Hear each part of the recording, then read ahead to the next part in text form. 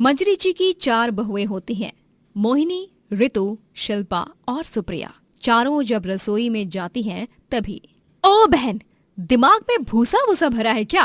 अरे मैं नहीं करने वाली तुम्हारी मदद कोई लौकी वॉकी बनाने में। साधारण सी आलू प्याज की सब्जी बनाना। लेकिन मुझे आलू से एलर्जी है।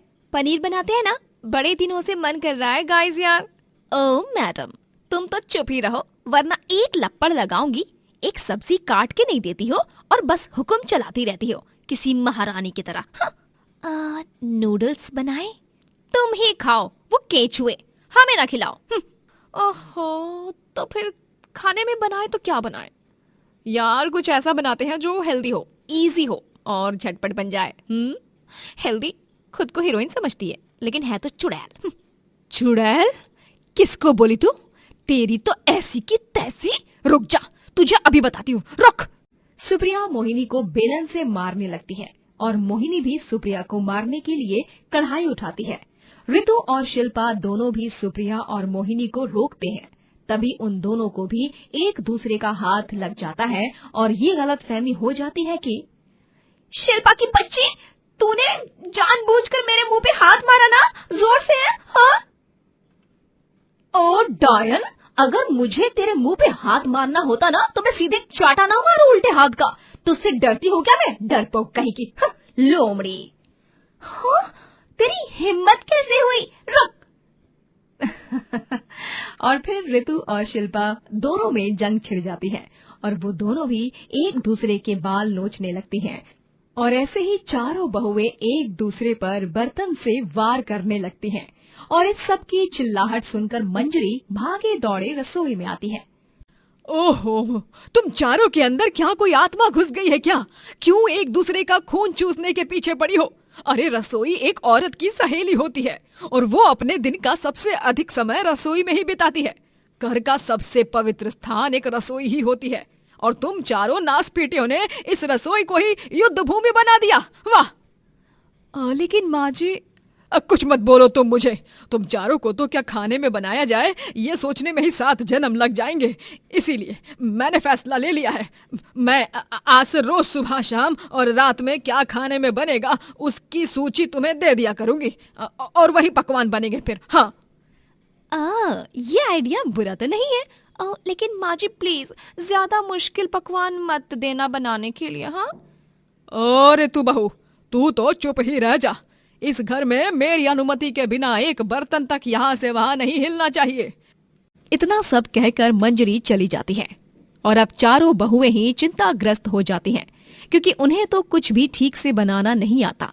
तभी सब गहरी सोच में पड़ जाती हैं और फिर मोहिनी के दिमाग में एक विचार आता है। सुनो, हमारे पति वैसे भी माँ जी के गल्ले में रोज पैसे डालते हैं, तो हम उन्हीं पैसों को रोज गुल्लक का ताला खोलकर उसमें से निकालेंगे और फिर बाहर से खाना मंगवाया करेंगे और हमारी बेचारी सास मंजरी देवी को तो इस बात की भनक भी नहीं पड़ेगी। हाँ यार, ये तो सॉलिड आइडिया है। इससे तो हमारे कुछ पैसे खर्च भी नहीं होंगे, जो भी होंगे माँ जी के होंगे और हम चारों बहुओं की रसोई की लाज भी बनी रहेगी। फिर चारों बहुएं मंजरी के गुल्लक के ताले को तोड़कर उसमें से रोजाना पैसे निकालती और छुप छुप कर बाहर से खाना मंगवाती और उसे ही सबको परोस कर देती। सास मंजरी, ससुर इंद्रनील और चारों बहुओं के पतियों को जरा भी शक नहीं होता कि वो सारा खाना रेस्टोरेंट से आया है। वाह वाह बहुओं, लगता है चारों ने YouTube पर ऑनलाइन कुकिंग के वीडियो देखना शुरू किया है।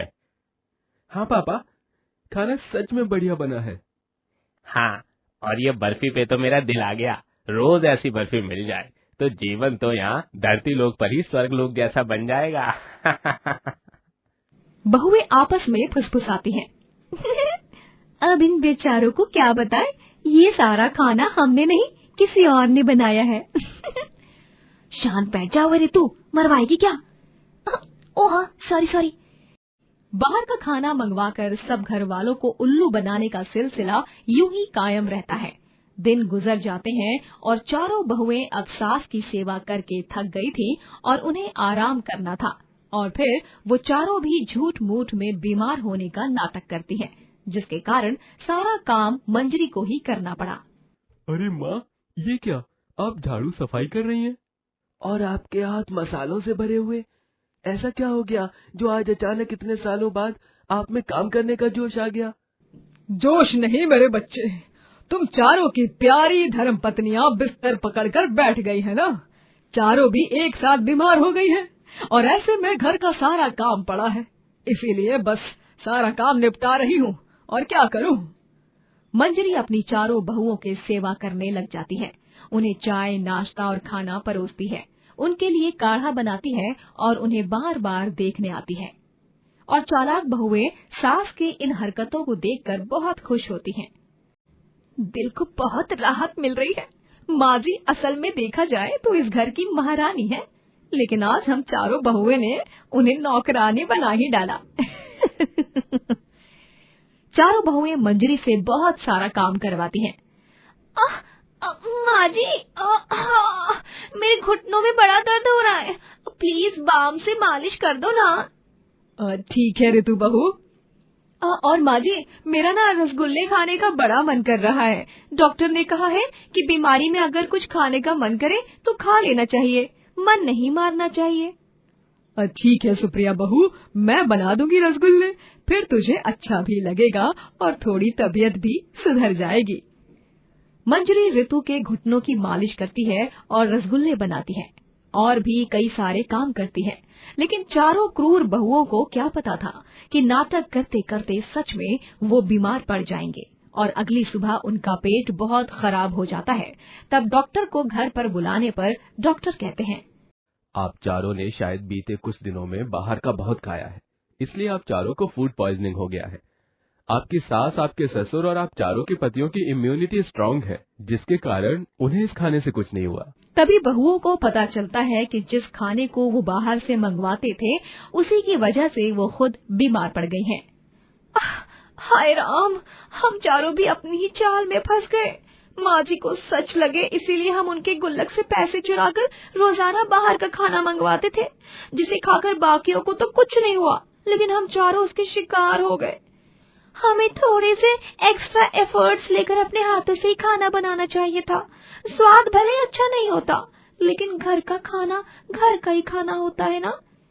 मंजरी कमरे के बाहर चारों बहुओं की बातें सुन लेती है और उसे दरवाजे पर देख चारों घबरा जाती हैं और फिर भावुक होकर उससे माफी मांगती हैं।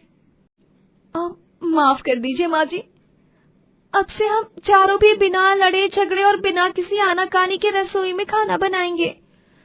आपको इतनी तकलीफ देने के लिए हम चारों को बहुत शर्मिंदगी महसूस हो रही है माँ जी। आप हमें माफ तो कर देंगी ना माँ जी? प्लीज प्लीज प्लीज माँ जी प्लीज, हमें समझ में आ गया है, अब सब कुछ हमारी समझ में आ गया है, हमारी आंखें खुल गई हैं। माफी मत मांगो मेरी प्यारी चारों बहुओं, तुम्हें अपनी गलतियों का एहसास हो गया, यही बहुत है मेरे लिए। अगली बार से कोई बीमार होने का नाटक मत करना। और रही बात खाना बनाने की, तो इस दुनिया की हर बीवी, हर बहू के हाथों में माँ अन्नपूर्णा का वास होता है, बस वो समय के साथ उभरता है। इस तरह चारों बहुओं की अक्ल ठिकाने आती है और वो एक साथ मिलजुल कर खुशी से स्वादिष्ट खाना बनाती हैं। शीला जी की 5 बहुएं होती हैं, जिनका इकलौता पति शीला का बेटा रणधीर होता है। रणधीर ने सबसे पहले प्रीति से लव मैरिज किया। शादी के बाद रणधीर के पिताजी के परम मित्र की बेटी करीना उससे रणधीर शादी कर लेता है, क्योंकि करीना के पिताजी ने रणधीर के पिताजी की बहुत देखरेख की होती है मुसीबत भरे समय में, और उसी का कर्ज चुकाने के लिए उसने ये शादी की। उसके बाद एक तूफानी रात में उसे उसके बचपन की सहेली चांदनी मिलती है, जो बुरी अवस्था में होती है, और उसे सहारा देने के लिए और समाज में जगह देने की खातिर वो उससे ब्याह कर कर घर ले आता है। और फिर चौथी बार वो जाने अनजाने में एक गांव में फंस जाता है, जहां के लोग जबरदस्ती उसकी एक गांव की लड़की रज्जो संग शादी करा देते हैं। अब जब संतानी सुख की बात आती है, तब उसे पता चलता है कि चारों बीवियां बांझ हैं, तो वो 5वीं बार अंजलि से शादी करता है बच्चा पैदा करने के लिए। अब देखते हैं क्या हाल होता है इन 5 बहुओं के एक पति का। अरे ओ हमार 5 कलमुही बहुरियो कहाँ मर गई? तनिक नाश्ता तो दे दे, हैं? का अपनी सास को जान से मारने का इरादा है का, खान पान ना दे के? तभी पांचों बहुएं वहां पर आती हैं और बोलती हैं, जी नहीं सासू माँ, ऐसी बात नहीं है। वो क्या है ना, कल रात को हम और रणधीर जी देर तक जागे थे, एक ही कमरे में थे। क्या? रणधीर जी? और वो भी तुम्हारे साथ? हाय मोरी मैया, ये तो अच्छा ना ही हुआ। और नहीं तो क्या, रणधीर जी ने मुझ संग शादी की है क्योंकि तुम चारों बच्चा पैदा नहीं कर सकती। लेकिन अब मैं ये क्या सुन रही हूँ, यहाँ मुझे छोड़कर रणधीर इस करीना की बच्ची के साथ रंगरलिया मना रहा है। आने दो उन्हें, आज तो उनकी खैर नहीं। ओह गॉड, माय डियर जल कुकड़ी सौतनो, इतना भी मत जलो, पहले पूरी बात तो सुन लो। अरे रणधीर जी को ऑफिस का बहुत सारा काम था और फिर मैं भी तो एक कॉमर्स स्टूडेंट हूँ, तो मैंने उनकी कुछ प्रेजेंटेशन फाइलें बनाने में मदद की बस। अच्छा अच्छा अच्छा। अरे नास पीटियों कल मुहियों, तुम लोगन को अपन पिया संग रंगरलिया मनाने की दिलचस्पी पड़ी है और यहाँ पे तुम लोगन की सास भूख के मारे मर जा रही है। उनकी तो कौनों को फिकर ही नहीं है, निर्दयी बहुए, कौनो फायदा नहीं हमारी 5 बहुए होकर भी। हाँ, शांत हो जाओ माँ जी, मैं अभी आपके लिए चाय बनाती हूँ। प्रीति और करीना तुम दोनों पराठे बनाओ और रज्जो और चांदनी तुम दोनों मेज साफ कर दो और बर्तन समेट दो। पांचों बहुएं नाश्ता बनाने में लग जाती हैं। फिर रात में जब रणधीर ऑफिस से घर आता है तभी, रणधीर, और रणधीर, तुम्हारी और मेरी शादी की सालगिरह आ रही है, चलो ना इसी बहाने किसी ट्रिप पर जाते हैं जहाँ सिर्फ मैं और तुम रहेंगे। हाय मोरी मैया, ओए अंजलि करमजली, खिसक तो। हाँ, आई बड़ी रणधीर जी, आप ना हमरे साथ चलिए, हम ना मेले में जाके सैर करेंगे। वो बुढ़िया के बाल, आलू की जलेबी, गोलगप्पे और पता नहीं का खाएंगे, मजा आ जाएगा। नहीं, रणधीर जी हमें दुबई ले जाएंगे और हम वहाँ पर खूब घूमेंगे फिरेंगे, ऐश करेंगे। क्यों रणधीर जी, ले जाएंगे ना आप मुझे? ढेर सारी शॉपिंग करके ढेर सारी चीजें दिलाएंगे ना आप मुझे? ना, रणधीर मेरे बचपन का दोस्त है, हम दो सबसे पहले जाएंगे और वो भी अकेले घूमने। हाँ, और मैं क्या करूंगी? रणधीर जी तुम चारों के पति और मेरे भाई हैं क्या? रणधीर जी ने सबसे पहले मुझसे सच्चा प्यार किया, मुझसे शादी की, तो इसका मतलब उन पर सबसे ज्यादा मेरा हक है। हाँ। अरे बस, तुम पांचों का मुंह नहीं दुखता क्या इतनी बक बक करके? अरे पति थका हारा घर आया है, ऐसा नहीं कि उसे एक गिलास पानी दे दो। आते ही अपनी अपनी हनीमून की प्लानिंग शुरू कर दी। ओह सॉरी रणधीर जी, एक ग्लास क्या, आप 100 ग्लास पानी पीजिए, लेकिन हमको दुबई जरूर ले जाइए। पांचों बीवियां इसी तरह रणधीर को परेशान करती रहती हैं और बस उससे शॉपिंग करा के उसकी जेब खाली करती रहती हैं। शीला अब अपनी पांचों बहुओं के प्रति और भी कठोर हो जाती है और उनसे खूब काम करवाती है, जिससे परेशान होकर वो पांचों बीमार होने का ढोंग करती हैं और कुछ काम नहीं करती। देख ला लल्ला, तोहरी 5 लुगाइयां कैसे बिस्तर पर पकड़कर बैठ गई हैं और सारा काम हमरे गले में बांध दिया है, कौन फांसी का फंदे की तरह। ये 5 संग शादी करने से अच्छा तो कुंवारा ही रह जाता, वही अच्छा होता। हमरे तो भाग ही फूटे हैं, क्या करें? माँ, अब हम और कर भी क्या सकते हैं? हमारे भी नाक में दम कर रखा है उन 5 ने। फंस गए हैं ये 35 फेरे लेकर। 35 फेरे? हमारा मतलब 5 मेहरारू है ना, तो 5 संग 7 फेरे लिए तो उका गणित 35 फेरे। हम तोहरा के लाख समझाए रहे, लेकिन तोहरे ही अंदर पता नहीं कौन ज्वालामुखी खा लावा बह रहा था। रणधीर भी अपनी बीवियों से परेशान हो चुका था और उसकी माँ शीला भी अपनी 5 बहुओं से परेशान हो चुकी थी। करवा चौथ का पावन पर्व आता है। 5 बहुएं शीला और रणधीर के सामने ऐसे दिखाती हैं कि उन्होंने पूरी श्रद्धा और निष्ठा से रणधीर के लिए व्रत रखा है, जबकि 5 बहुएं छुप के दबाकर खाना खाती हैं और रात में छत पर सुहागन की तरह सज संवर कर अपनी अपनी थाली लेकर चांद निकलने का इंतजार करती हैं। ओ बहुओं, देखो चांद आवत है। हाय मोरे मैया, रणधीर जी आइए, पहले हमारा व्रत खोलिए और हमें शगुन का तोहफा दीजिए। हमका पता है कि आप हमरे खातिर रानी हार बनवा कर लाए हैं। नहीं रणधीर जी, पहले आप हमारा व्रत खोलिए और हमारा डायमंड ज्वेलरी का वो सेट दीजिए। नहीं रणधीर जी, पहले आप मेरा व्रत तोड़िए और मुझे तोहफा दीजिए। रणधीर, तुम्हें तो पता है मैं तुमसे कितना प्यार करती हूँ और माँ जी की भी देखभाल करती हूँ, तो तुम पहले मेरा व्रत खोलो, आओ, वरना फिर चांद बादलों में छुप जाएगा। जल्दी आओ और मेरा तोहफा भी दे दो मुझे पता है कुछ एक्सपेंसिव ही लाए हो। ओ अंजलि करमजली, तो हार मतलब का है कि हम लोगन रणधीर जी से नफरत करत हैं और सासू माई पर अत्याचार। हाँ?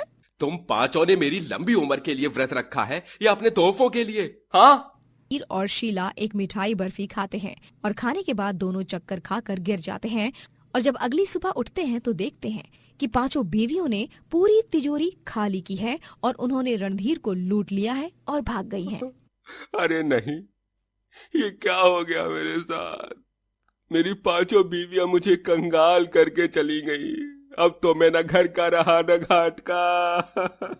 और कर 50 शादियां। हाँ, कल मुहा कहीं का। अब बैठ यहाँ पे रोते और पछताते हुए। ये कहानी है 3 बहुएं कालिंदी, अक्षरा, लावण्या और उनकी 2 सास सरोज और इंदुमती की। बृजमोहन ने सबसे पहले इंदुमती से शादी की थी, लेकिन शादी के बाद पता चला कि इंदुमती बांझ है। तब उसने दूसरी शादी करने का फैसला लिया और उसने सरोज से शादी की और उससे 3 बेटे हुए। कुछ सालों बाद बृजमोहन चल बसा। अब देखते हैं क्या होता है जब 3 बहुएं और 2 सास एक ही छत के नीचे रहती हैं। तब क्या क्या बवाल होता है। ओ त्रिमूर्ति बहुओं, अरे कहाँ मर गए? कब से बुला रहे हैं हम। कानपुर में हड़ताल मच गई है क्या तुम तीनों के? अरे सोई होंगी है, गहरी नींद में, और का आवत है इन तीनों को। हाँ, तभी तीनों बहुएं वहां हाजिर हो जाती हैं। इंदु माँ जी, काहे को खाली फोकट में कुछ भी बोल रही हो? आ ही रहे थे ना, बस बहाने दे दो आप लोगन को हमरे बारे में बुराई करे के खातिर। हाँ, अरे नारी हमरी फूल सी बहू, तू तो हमारी सबसे फेवरेट बहू है, तुझे थोड़े ना हम कुछ कहेंगे। आप दोनों का भारत मिलाप हुआ हो तो आप दोनों सासू माई बताएंगे कि क्यों भोपू की तरह बजे जा रही थी आप दोनों इतनी सुबह सुबह? हाँ, वही तो। वो क्या है कि हमारे ना सर में बहुत दर्द हो रहा है, सारी नसें फटी जा रही हैं। इसीलिए हम चाहते हैं कि कालिंदी बहू तुम ना वो तेल की शीशी उठाओ और हमरे सिर की मालिश करो। और अक्षरा बहू तुम ना हमारे लिए गाजर का हलवा बनाओ, बहुत मन हो रहा है खाने का। और लावण्या बहू तुम वो शाम के भोग प्रसाद को बनाने की तैयारी में लग जाओ। ठीक है सरोज माँ जी। 1 मिनट, का ठीक है? हाँ, का ठीक है? अरे ओ सरोज मैडम, ये तीनों तुम्हारी ही नहीं हमारी भी बहुएं हैं। हाँ, और ये तीनों वही करेंगी जो हम कहेंगे। का बहुओं? ओ इंदुमती, याददाश्त उम्र के साथ कमजोर हो जा रही है तुम्हारी। अरे भूलो मत, बृजमोहन जी ने हमसे शादी की थी क्योंकि तुम बांझ थी और इन तीनों के पति हमारे बेटे हैं। 9 महीने हमने उन्हें अपनी कोख में पाला है। हम उनकी देवकी माँ हैं, तुम तो उनकी यशोदा माँ ही ठहरी। तो जब ये तीनों हमारे बेटों की बीवियां हैं तो इन तीनों पर तुमसे ज्यादा हमारा हक है। हाँ, बस फिर क्या होना था। इसी बात पर दोनों सासों में कहासुनी शुरू हो जाती है। हाँ, तुम्हारी इतनी मजाल। अरे बृजमोहन जी ने तो हमसे ही प्यार किया था, उनकी पहली बीवी हम हैं और इन तीनों बहुओं पर भी पहला हक हमरा ही होगा। हाँ, नहीं, ये तीनों मेरा कहा गया काम करेंगी। नहीं, अक्षरा बहू जाओ बम ले आओ। बम? लेकिन इंदु माँ जी, बम क्यों? कहाँ फोड़ना है? अरे बम, वो मालिश वाला। ओ बाम, ओके। ज्यादा खी खी खी खी खू खू खू मत करो, हमरे घुटनों की मालिश करो। हाँ, और तुम कालिंदी बहू जाकर प्याज के पकौड़े तलो, और लावण्या बहू तुम हमरे कमरे की अलमारी को साफ करो, धूल बहुत जम गई है उमा। उका है फिर चूहा लोगन आके अपन डेरा जमाएंगे और हमरे महंगे महंगे सुंदर सुंदर कपड़े और बाकी का कीमती सामान खराब हो जाएगा। हमने कह दिया ना, ये तीनों बहुएं मेरी ही सुनेंगी। तभी परेशान होकर तीनों बहुएं एक ही बार में चिल्लाती हैं, बस बस बस। सरोज माँ जी, इंदु माँ जी, कितना लड़ेंगी आप हम तीनों के लिए? वही तो, हमरे तो कान के पर्दे फट गए भैया। भूलिए मत, हम तीनों भी आप ही की बहुएं हैं और आप दोनों के जो भी काम है हम तीनों आपस में मिल बांट कर उन कामों को पूरा कर लेंगे। एकदम 100% सही कह रही है जिज्जी। फिर तीनों बहुएं मिलकर दोनों सास का काम करती हैं। रात में पूरा परिवार जब साथ में खाने की मेज पर खाना खा रहा होता है, तभी कालिंदी का पति मोहित, अक्षरा का पति ओंकार और लावण्या का पति चंदन भी मौजूद होते हैं। और हमारे तीनों लल्ला कैसे हैं? कारोबार कैसा चल रहा है? आपके तीनों लल्ला एकदम लल्लन टॉप है सरोज माँ। और कारोबार भी एकदम फर्स्ट क्लास चल रहा है। और ये सब आप दोनों माओ के पवित्र आशीर्वाद के कारण ही है। चलो, ये तो बहुत ही ज्यादा अच्छी खबर सुनने को मिली है। मन को राहत मिल गई। जय सिया राम। सरोज और इंदुमती दोनों भी बेटों के सामने शांत रहती, लेकिन वो अपनी लड़ाइयाँ और झगड़ों से बाज नहीं आती। वो दोनों रोजाना लड़ाई करके अपनी तीनों बहुओं का जीना दुश्वार कर देती हैं। हमने कह दिया तो कह दिया, आज खाने में बैंगन का भरता ही बनेगा और तुम तीनों को हमारी बात ही माननी होगी आज। नहीं, आज खाने में कढ़ाई पनीर बनेगा। हमारे तीनों बेटों को पनीर बहुत पसंद है। तुम तो ऐसे कह रही हो जैसे कि वो तीनों तुम्हारे बेटे ही हैं और हमरे क्या, हमरे दुश्मन? हाँ, तुम तो एक नंबर की नासपीटी हो। हाँ, नासपीटी होगी तुम। बहुओं जाओ, हमने फ्रिज में पनीर काट के रख दिया है, जाकर बढ़िया सा कढ़ाई पनीर बनाओ और अपने पतियों का दिल जीत लो। और हाँ, मक्खन डालते वक्त कोई आनाकानी मत करना, मेरे तीनों लड्डू गोपाल को मक्खन बहुत पसंद है। लेकिन हमारी बात तो सुनो। इंदु माँ जी, अब बहस का है? हम तीनों के पति देवन को पनीर ही पसंद है तो बना देते हैं ना वही। काहे को इतनी सी बात का इतना बड़ा बतंगड़? हाँ। तीनों बहुएं इंदुमती को चुप कराती हैं और कढ़ाई पनीर ही बनाती हैं। दोनों सास में रोज का युद्ध तो जारी रहता है, लेकिन एक दिन तो पानी सर के ऊपर चला जाता है। मोहल्ले की विमला काकी के बेटे गिरीश की शादी होती है और उसमें जाने के लिए दोनों सास सुंदर से तैयार हो जाती हैं। वो दोनों तीनों बहुओं के पीछे हाथ धोकर पड़ जाती हैं और कहती हैं, अक्षरा बहू, लावण्या बहू, कालिंदी बहू, तुम तीनों मुझे तैयार कर दोगी? वो दिवाली के दिन जैसे तुम तीनों सजी थी, क्या मेकअप लगाया था, आहा, वैसे ही कर दो ना मेरा भी मेकअप। और हाँ अक्षरा बहू, तुम ना मेरे बालों को भी वो क्या कहते हैं, हाँ, बालों को स्टाइल कर देना, एकदम पुराने जमाने की हीरोइन सामान लगने चाहिए हम। हा, सबकी नजर सिर्फ हम पर ही छाई होनी चाहिए। इतने में इंदुमती वहां आ जाती है और वो चिल्लाती है, 1 मिनट, ये तीनों तुम्हारा नहीं हमारा मेकअप करेंगी। हाँ, बहुत हुआ तुम्हारा सरोज, ये तीनों हमारे बहुए हैं, हमारा कहना ही मानेंगी। बहुओं, तुम तीनों से हम कह रहे हैं ना, आज तुम तीनों ना नुकुर नहीं कर सकती। हाँ, तुम तीनों को हमारा मेकअप करना ही होगा, वो भी हर हाल माँ। लेकिन इंदु माँ जी। लेकिन वेकिन गया तेल लेने, हमका नहीं पता। जब देखो तब आ जाती हो हमारी बहुओं के और हमारे बीच में, हैं? तुम्हें कितनी बार बताए कि इन तीनों पर सबसे ज्यादा हमारा हक है। नहीं, तुम जाओ पार्लर में, ये तीनों बहुएं तो हमारा ही मेकअप करेंगे आज, जाओ। नहीं, तुम जाओ, हम काहे जाएं? और फिर से इंदुमती और सरोज में बहस छिड़ जाती है और तीनों बहुएं इतनी परेशान हो जाती हैं कि उनका गुस्सा 7वें आसमान पर पहुंच जाता है और वो तीनों अपना बोरिया बिस्तरा बांधती हैं और घर छोड़कर जाने के लिए बाहर निकलती हैं। बस, बहुत ड्रामा देख लिया आप लोगों का, अब और ना ही सहन हो सकता है।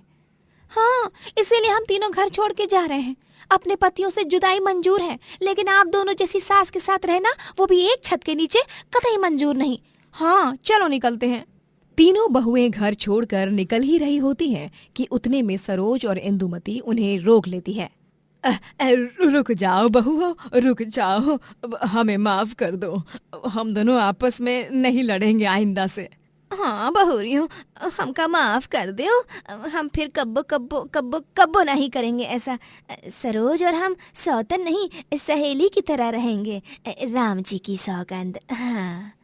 दोनों सास की बिनती को सुनकर तीनों बहुएं मान जाती हैं और फिर से घर में रुक जाती हैं और आगे से सरोज और इंदुमती झगड़े करना बिल्कुल ही बंद कर देती हैं और सब खुशी खुशी साथ रहते हैं। गगनलाल एक गरीब फल बेचने वाला था जो अपनी बीवी चंदा और छोटी बेटी वेदिका के साथ रहता था। वो दिन के 12 घंटे खड़े रहकर गली गली जाकर फल बेचता और पैसे कमाता। फल ले लो, फल ताजा ताजा ताजा बगीचे से लाए हुए फल। अरे भैया, क्वालिटी ऐसी कि बस बीमार को भी मिनटों में तंदुरुस्त बना दे। फल ले लो, फल ले लो, फल। अरे 1 दर्जन सेब और 1 बड़ा तरबूज देना। अच्छे है ना, या सबको उल्लू बना रहा है? अरे क्या दादा, आप भी बेशक ताजा है। अरे ओ गगनवा, तनिक 2 दर्जन संतरे दे दो बिटवा। तोहार फल बहुत ही बढ़िया और स्वादिष्ट होवत है। कौनो जादू वादू छुपा के रखे हो काई माँ? अरे नहीं काका, कोई भी काम अगर सच्चे मन से और नेक दिल से करो ना तो उसका फल अवश्य मीठा और फायदेमंद होता है, समझे? अच्छा ऐसन बा? गगनलाल अपनी बेटी वेदिका से बहुत प्यार करता। वो उसके लिए रोज शाम को घर लौटते हुए कुछ न कुछ खाने को लाता था। पापा, आज क्या लाए हो आप मेरे लिए? आज पापा अपनी राजकुमारी के लिए लाए हैं उसकी मनपसंद इमली, और स्टेशन की बेकरी से ये चॉकलेट वाली पेस्ट्री भी लाए हैं। ये क्या जी, आप भी रोज इसके लिए कुछ न कुछ लाते हैं। अरे उन पैसों को अगर सहेज कर रखेंगे तो इसी के भविष्य के लिए काम आ सकते हैं, पता है ना आपको? अरे चंदा, क्यों इतना तिलमिला रही हो? अरे हमारी इकलौती संतान है और ये थोड़ी ना हमारे साथ जीवन भर रहने वाली है। एक दिन तो इसे भी किसी और घर जाना ही होगा, इसके बाबुल के घर, जहां इसकी जिंदगी की नई शुरुआत होगी। तब तक के लिए मुझसे प्यार दिया जाता है तो देने दो ना चंदा। ये दिन, ये पल, ये घड़ियां फिर से नहीं लौटने वाली। बस हमारी राजकुमारी को अच्छे से पढ़ा लिखा कर एक अच्छी सी जिंदगी देनी है मुझे। यही मेरे जीवन का लक्ष्य है। बात तो आप सही कह रहे हैं जी। परिस्थिति चाहे कितनी भी खराब क्यों न हो, लेकिन अपनी गरीबी में भी गगनलाल वेदिका के लिए कोई कमी खलने नहीं देता। वो उसे एक अच्छे स्कूल में पढ़ने भेजता, उसके लिए बाजार से सुंदर सुंदर कपड़े लाता और उसे जो खाना हो वो भी खिलाता है। एक दिन भरी दोपहर में जब गगनलाल फल बेच रहा होता है, तभी वो अचानक से होश खोकर गिर जाता है और तभी आसपास के लोग उसे वैद्य जी के पास ले जाते हैं। स्कूल से आ रही वेदिका को ये पता चलता है, तब वो फौरन दौड़े दौड़े अपने पापा को देखने वैद्य जी के पास चली जाती है। पापा, कहाँ है मेरे पापा? ठीक तो है ना मेरे पापा? वैद्य जी, मैं यहाँ पर हूँ वेदिका। बहुत ही प्यार करत है लागत है तोहरी बिटिया तोहरे से। 5 मिनट के रास्ते को 1 मिनट में पार करके आई है यहाँ पे ही शेरनी। अरे बिटिया, तुहार पापा को कछू नहीं हुआ है, बस खाली पेट और थकावट के कारण वो बेहोश हो गई ई भयंकर तपती धूप में। अच्छा ये बात थी। कोई बात नहीं पापा, आप फिक्र मत करो। मैं ना कल सूरज चाचू से बोलूंगी कि थोड़ी कम धूप दे, आराम से काम कर सकोगे, है ना पापा? हाँ मेरी बच्ची। वेदिका गगनलाल का खूब ख्याल रखती है, उसे ठंडा छाछ बनाकर देती है, समय पर दवाइयाँ देती है और उसके पैरों की मालिश भी करती है। सच में चंदा, कितनी होशियार और होनहार बेटी है ना हमारी। इतनी सी उम्र में ही इतना सारा प्रेम और स्नेह। हाँ, मुझे तो कभी कभी डर सा लगता है कि कहीं हमारे और हमारी बेटी के रिश्ते को किसी की नजर ना लग जाए। ओफो चंदा, तुम भी ना। थू थू थू थू थू। लो, उतार दी नजर। अब मत घबराओ, ना तो कोई हमारे और हमारी बेटी के रिश्ते को नजर लगा रहा है और ना ही कोई उसे हमसे दूर कर रहा है। हाँ जी। समय बीत जाता है और वेदिका बड़ी हो जाती है। उसने अपने कॉलेज की पढ़ाई भी पूरी कर ली होती है।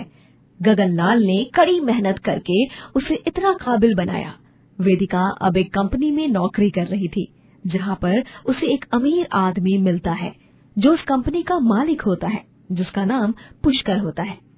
पुष्कर के साथ वेदिका काफी वक्त बिताने लगती है और एक दिन पुष्कर वेदिका को एक होटल ले जाता है जहां पर उसने आलीशान राजसी अंदाज की सजावट की होती है और वो अपने घुटनों के बल बैठकर वेदिका के लिए अपने प्यार का इजहार करता है।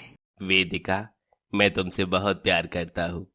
कब कैसे क्यों हुआ है ये एहसास, मैं ये सब नहीं जानता, लेकिन अब अगर शादी करूंगा तो सिर्फ और सिर्फ तुम ही से करूंगा, वरना कुंवारा ही रह जाऊंगा। लेकिन पुष्कर जी, आप कहाँ और मैं कहाँ? हम दोनों की कितनी सारी चीजें अलग हैं।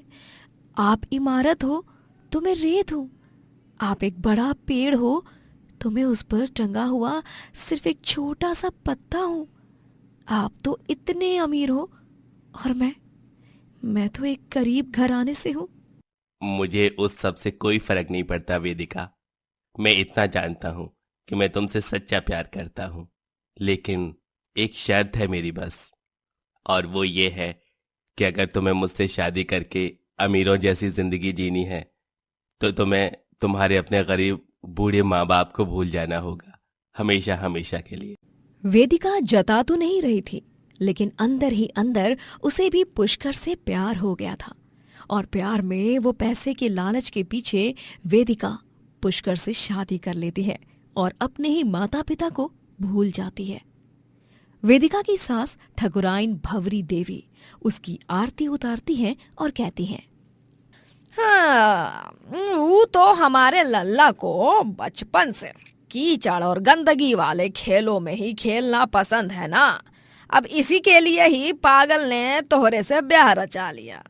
पर अब जब तू इस खानदान की बहुरिया बन ही गई है तो तोहरा के हमरी बहुरिया होने के नाते अपनाना तो हमारा फर्ज ही है। हाँ ठकुराइन जी, आपको इतना पता ही होगा ना कि कमल के फूल भी कीचड़ में ही उगते हैं। हाँ, वो तो हमें पता है कि तू कितनी मासूम दिल की है और कितनी 420। हाँ, अरे जरा दया होती ना अपन माई बाबा की तो उन्हें हमेशा हमेशा के लिए छोड़ के नहीं आती। कल मुही कहीं की हमें पाठ पढ़ा रही है, एक गरीब फल वाले की बेटी है ये। हाँ। गगनलाल और चंदा अपनी बेटी को लापता देख घबरा जाते हैं और वो गांव में उसे ढूंढने लग जाते हैं। आपने हमारी बेटी वेदिका को देखा है क्या? काले भूरे बाल हैं उसके और उसके हाथ में एक पर्स बैग होगी। अरे ना गगन भाया, हमने नहीं देखी ऐसी कोई लड़की। सरला दीदी, तुमने हमारी बेटी को देखा है क्या? वेदिका को, जिसे हमने उस दिन आपके घर शीरा लेने भेजा था। मेरी वेदिका। नहीं चंदा, हमने तोहरी बिटिया वेदिका को ना ही देखा। गगनलाल और चंदा वेदिका को घंटों तक ढूंढते ही रहते हैं। भाई तुमने हमारी बेटी को देखा है क्या? वो आज सुबह से गायब है, पता नहीं कहाँ चली गई। अरे काका, कौन सी दुनिया में हो आप? अरे आपकी बेटी वेदिका ने वो ठकुराइन के बेटे पुष्कर के साथ शादी कर ली। क्या? ऐसे कैसे हो सकता है? वेदिका! गगनलाल और चंदा दोनों भी वेदिका से मिलने ठकुराइन की हवेली जाते हैं और वहां जाने पर वेदिका अपने माँ बाप से बहुत बुरी तरह पेश आती है। सुना नहीं आपने? मैंने कहा निकलिए यहाँ से। आपको सुनाई नहीं दे रहा क्या? कानपुर में हड़ताल चल रही है क्या आपके? वेदिका, बिटिया, ये तुम कैसी बातें कर रही हो बिटिया? हम तुम्हारे माँ बाप हैं बेटा। हाँ वेदिका, तूने अपने जीवन का इतना बड़ा फैसला ले लिया और हमें बताया भी नहीं। हाँ तो मैं अब अपने पैरों पर खड़ी हो चुकी हूँ, कोई दूध पीती बच्ची नहीं रही। अब मैं इस ठाकुर खानदान की इकलौती बहू हूँ और मैं इस गांव पर राज करूंगी। और आप दोनों अभी के अभी उल्टे पांव लौट जाइए अपनी झोपड़ी में। हाँ, सिक्योरिटी, इन्हें धक्के मारकर बाहर निकालो। ये तो क्या बोल रही है बेटा? सिक्योरिटी गार्ड्स वहां आते हैं और गगनलाल और चंदा को वहां से धक्के मारकर बाहर निकालते हैं। वेदिका में एक अलग सी अकड़, गुरूर और घमंड आ गया था। वेदिका और पुष्कर एक खुशी भरा जीवन व्यतीत कर रहे होते हैं। फिर एक दिन अचानक पुष्कर घर में नई दुल्हन लाता है और दोनों के गले में वरमाला होती है। ये दृश्य देख वेदिका के पैरों तले जमीन खिसक जाती है। ये क्या? पुष्कर जी, ये सब क्या है? मैंने दूसरी शादी कर ली है क्योंकि मेरा तुमसे मन भर गया है। तुम गरीब घराने की हो, मुझे लगा तुम में कुछ बात होगी, लेकिन तुम तो एकदम अलग निकली, मेरी पसंद से बाहर। तुम अब अपना बोरिया बिस्तरा उठाओ और चलती बनो। क्या मतलब आपका? आपको अंदाजा भी है कि आप क्या बोल रहे हैं? मेरी दुनिया उजाड़ दी आपने पुष्कर जी। आपके लिए मैंने अपने माँ बाप तक को छोड़ दिया और आपने मेरे साथ इतना बड़ा धोखा। अरे चलो चलो, दफा हो जाओ यहाँ से। पुष्कर वेदिका को घर से बाहर निकाल देता है और फिर वेदिका रोती रोती अपने माँ और पापा के पास चली जाती है, जहाँ गगनलाल और चंदा भी रोने लगते हैं और उसे अपने सीने से लगा लेते हैं। मैं जानती हूँ कि मैंने जो बदसलूकी की, उसके बाद मैं तो माफी क्या कुछ भी नहीं मांग सकती आपसे। लेकिन पापा, आज मैंने जान लिया, मेरी आंखें खुल गई और मैं ये सीना तान के कह सकती हूँ कि मैं एक गरीब बाप की बेटी हूँ और मुझे इसमें कोई शर्म नहीं है। मुझे माफ कर दीजिए माँ पापा, माफ कर दीजिए। बेटा बेटा, बस बस। ना बेटा ना, ना ना, रोते नहीं बेटा।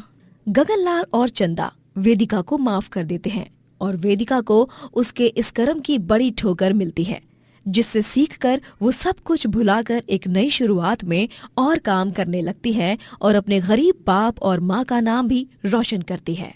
पाठक परिवार के छोटे बेटे कुंदन की शादी निष्ठा नाम की एक लड़की से होती है। निष्ठा स्वभाव और रूप रंग से बहुत खूबसूरत होती है और उसके आते ही सास बृंदा, ससुर सुरेंद्र और जेठ रितेश उसके तारीफों के पुल बांधने लग जाते हैं और इन सब से जेठानी बेला को बहुत गुस्सा आता है और जलन महसूस होती है। जैसे देखो, बस इस नई नवेली बहू निष्ठा की तारीफों के पुल बांध रहा है। मैडम को आए हुए अब तक ठीक से 24 घंटे तक नहीं हुए हैं, लेकिन देखो, जो काम पिछले 1 साल से मैं नहीं कर पाई, वो इसने सीधे एंट्री मारते ही कर दिया। ससुराल के पहले दिन ही बेला की पहली रसोई की रस्म होती है। निष्ठा रसोई में आकर गैस के चारों ओर गंगा जल छिड़कती है और गुड़हल का फूल रखकर हाथ धोती है और प्रणाम करती है। अरे बस बस, अब माँ अन्नपूर्णा का नाम लेकर अपनी पहली रसोई की रस्म शुरू करो। जब हम तुम्हारे घर रिश्ता पक्का करने आए थे, तब तुमने कितने स्वादिष्ट और खस्तेदार समोसे खिलाए थे हमें। तुम्हारे मायके वाले हमेशा तुम्हारे हाथ के खाने की प्रशंसा करते रहते हैं और इसीलिए आज हम सब भी तुमसे बस बड़ी उम्मीद लगाए बैठे हैं। कुछ अच्छा सा, चटपटा सा, मीठा सा, कुरकुरा खाना बनाना। हाँ। निष्ठा बृंदा के पैर छूती है और उसका आशीर्वाद लेकर माँ अन्नपूर्णा के नाम को लेती है। अपनी पहली रसोई का खाना बनाकर शुरू करती है।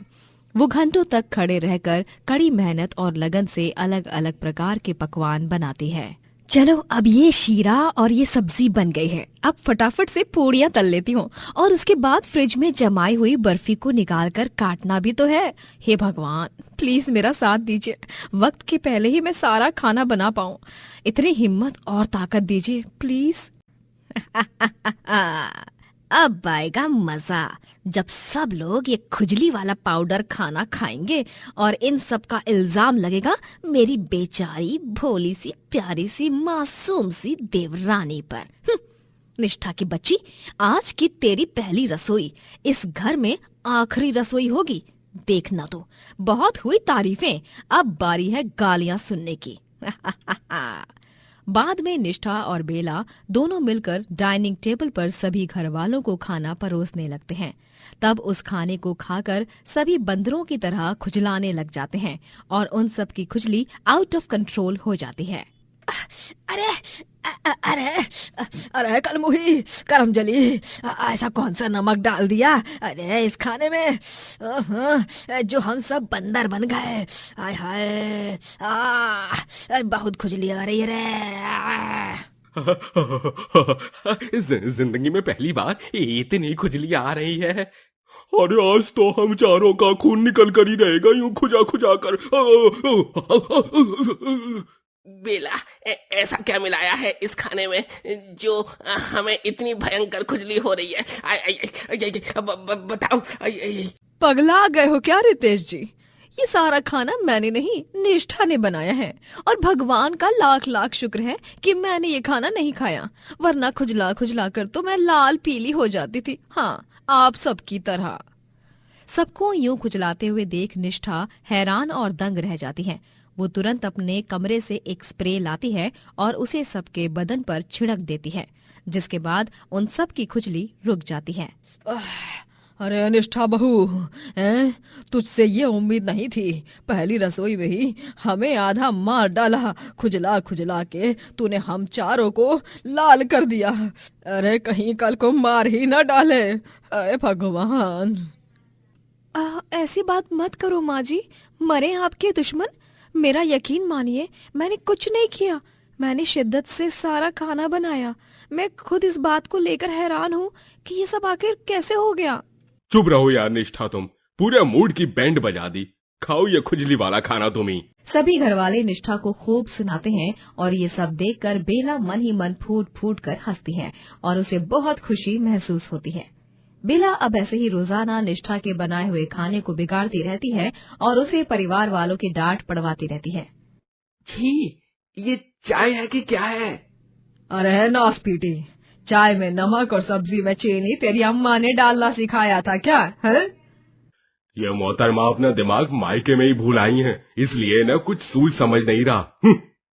जितना अच्छा तुम्हारा बारे में एक्सपेक्ट किया था, तुम उससे भी कई गुना ज्यादा अलग निकली। हाँ निष्ठा, और वो कटोरी में जो आलू थे वो सड़े हुए आलू थे। तुमने उन्हीं के पराठे बनाए हैं। उनसे किसी का पेट दुखा तो? निष्ठा भावुक हो जाती है और सभी से कहती है, मुझे माफ कर दीजिए। मुझे खुद को ही नहीं पता कि ये सब क्या हो रहा है। मेरे साथ ऐसा क्यों हो रहा है? मैं आइंदा से ध्यान रखूंगी। तुमसे अच्छी तो मेरी बड़ी बहू बेला है, कुछ सीखो उससे। बेला बहू, तुम दोनों साथ में ही खाना बनाते हो तो इसे सही से बताया करो, क्या कैसे क्या करना चाहिए। देखो, ये बेसन का चीला, ये मूली के पराठे, फ्रूट सलाद बेला बहू ने कितना स्वादिष्ट बनाया है, और एक तुम हो। निष्ठा को बहुत बुरा लगता है और वो रसोई के एक कोने में बैठकर बहुत रोती है। बेला को ये देखकर बहुत अच्छा लगता है। रो रो और रो, तुझे यूं इस हाल में रोता बिलखते देख मेरे कलेजे को बहुत ठंडक मिल रही है। एक दिन तो बेला निष्ठा के बनाए सब्जी में इतना सारा गैस पाउडर मिला देती है कि जब सारे घर वाले उसे खाते हैं तो उन्हें गैस की दिक्कत हो जाती है और घर भर में बदबू फैल जाती है। हाय हाय, ऐसा क्या मिला दिया इस सब्जी में निष्ठा बहू कि हम सब बॉम्ब पे बॉम्ब फोड़ने जा रहे हैं। बाप रे बाप, लाइफ में पहली बार इतना नॉन स्टॉप पाद मार रहा हूँ मैं। निष्ठा, दिस इज टू मच। छी छी छी निष्ठा, देखो तुम्हारे कारण पूरे घर में ऐसा धुआं फैल गया है। गैस के कारण सबकी तबीयत खराब हो जाती है और पेट खराब हो जाता है। निष्ठा को कुछ समझ में नहीं आ रहा था कि आखिर उसके साथ क्या हो रहा था और ये सब कैसे हो रहा था।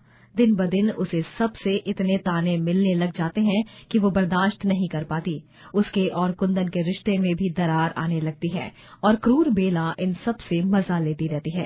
एक दिन सभी बाहर गए होते हैं और घर में सिर्फ बेला और निष्ठा ही रहते हैं। तभी जब बेला रसोई में अपने लिए चाय बना रही होती है, तभी उसका पल्लू उड़कर गैस पर चला जाता है और वो आग पकड़ लेता है। बचाओ, आग, बचाओ!